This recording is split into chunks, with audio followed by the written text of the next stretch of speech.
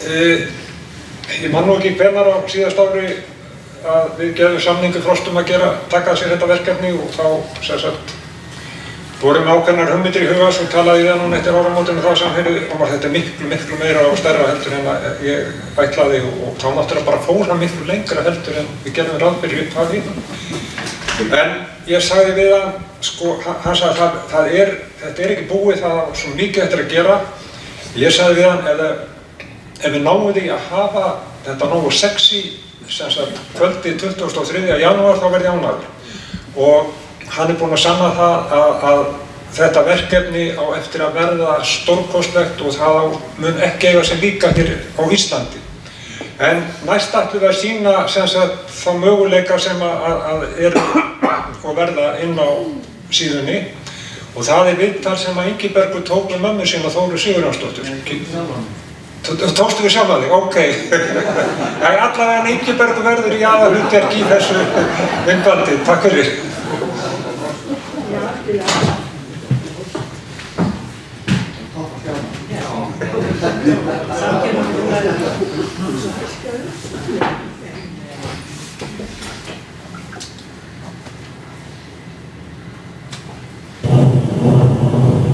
Rifið upp sögu sem mamma tók saman 2008 eða 2009. Óskar var forvitinn og langaði austur á Eyju að sjá jarðeldana og bauð karlmönnum að koma með sér í bílinn. Þeir keyrðu austur í Eyju að sjá eldgosið. Ég hellti upp á körfuna og fengum okkur kaffi þegar þeir komum tilbaka. Meðan karlmennirnir voru í bíltúrum á kanna að sjá eldana kom Ragnar Helgason lögregluþjónn hlaupandi.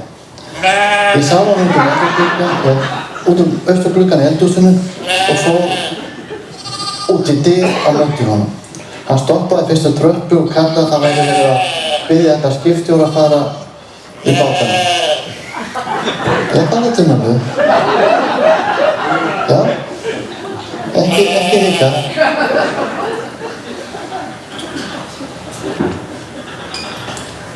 Hvað var ég kominn? Hann stoppaði fyrstu tröppu og kallaði að það væri verið að biðja alla skipstjóra að fara í bátana og gera klárt því það ætti að flytja allt fólki frá Eyjum til Þorlákshafnar. Svo var hann flotinn í burtu. Hann þurfti víða að koma skilarbúðum því síminn var óvirkur vegna álags. Ég kveikti á útvarpinu af gömlum vana og stillti á bátabylgjuna. Það var verið að kalla út að bátar sem væru nærri Eyjum væru beðnir að koma til hafnar til að flytja fólk til Þorlákshafnar. Því það var byrjað eldgosi á Heimaey. Einnig var kallað út alþjóðlega niðurkallið Meiti. Þetta útkall hafði mikil áhrif á mig, því ég gerði mér grein fyrir því hvað þetta var alvarlegt. Ég held að það hefði verið Jón K. Óskarsson, loftskeytamaður á Vestmannaeyjaradio sem var á vaktinni. Fannst það vera norðrómurinn hans. Mér fannst hann vera taugaspenntur sem von var, þegar hann bjó austar á Eyjum, að Helgafells-braut var góð. Ég sagði Óskari strax hvað Ragnar hefði sagt og hlustuðu við á Vestmannaeyjaradio. Þegar Óskar var búinn að fá sér kaffi og fór hann upp á loft og náði kartöflupoka.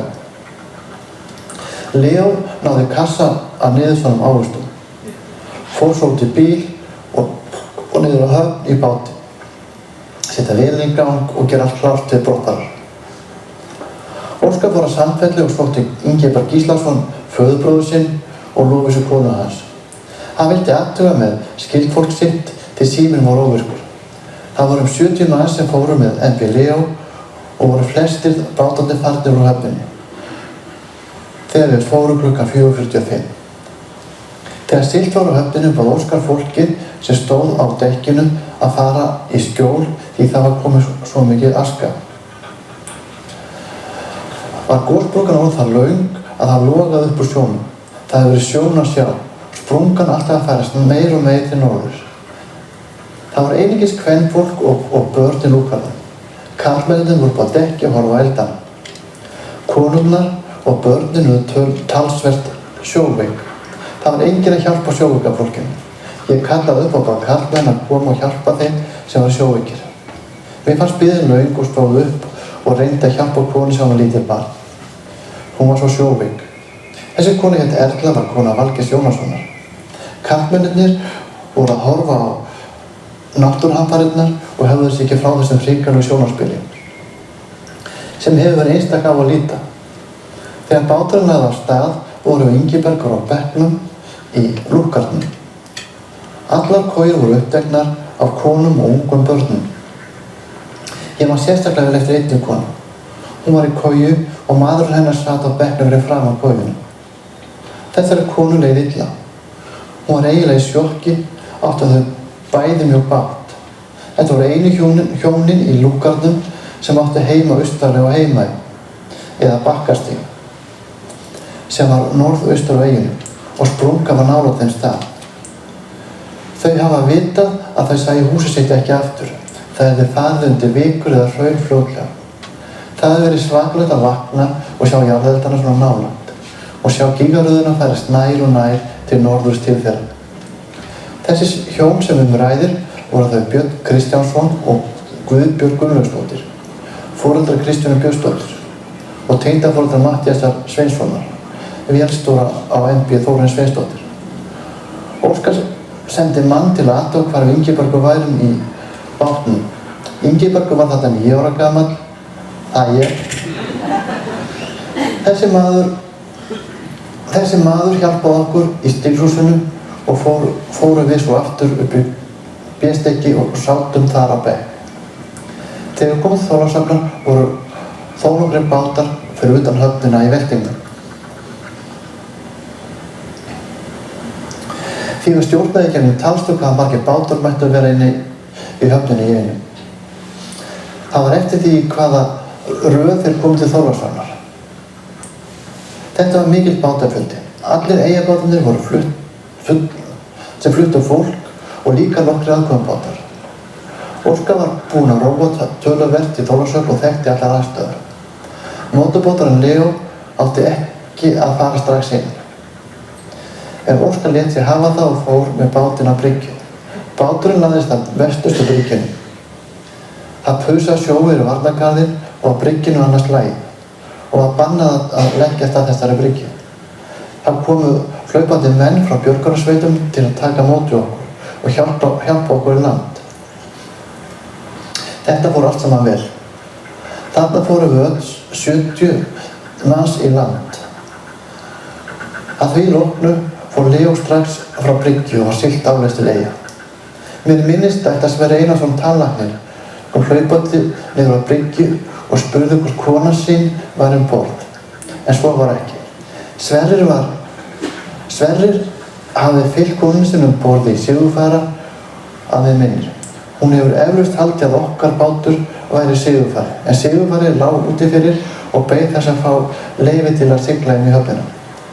Sverrir fór til Reykjavíkur þegar farið var að fljúga og strax til Þorlákshafnar til að víta fjölskylduna. Mér einmitt minnist það með Sverrir. Það voru margir sem voru hneykslaðir á honum að hann skyldi hafa sendt fjölskylduna með Sigurfarunum og stokkið sjálfur upp næstu vel. En hann var einmitt einn af þeir sem var sendur upp á land. Það er óhætt að segja hver saga hafi verið með sér sniði og að sjóveiki hafa komið fram með þeim flestum. Þetta verkefni búið að vera skemmtileg áskorun fyrir mig. Það kom mér óvart að hafa ekki enn fengið skammir fyrir að gera ekki hlutina svona eða eins einn. Við sem upplifum gosið viljum að sagan muni lifa og að afkomendur okkar geti fræðst þessa nótt. Nú fyrir að koma þeim tímapunkti hjá mér að koma verkefninu aftur heim til Eyja og munum við Helga fara í þá vinnu að finna rétta vettvang fyrir það. Og hvernig það verður hægt að skrá þá sem enn óskráðir ef upplýsingar berast. Hvernig framhaldi verður síðan hjá mér verður að koma í ljós. Til dæmis hvort ég komi til með að vera með eitthvað hlíðarverkefni.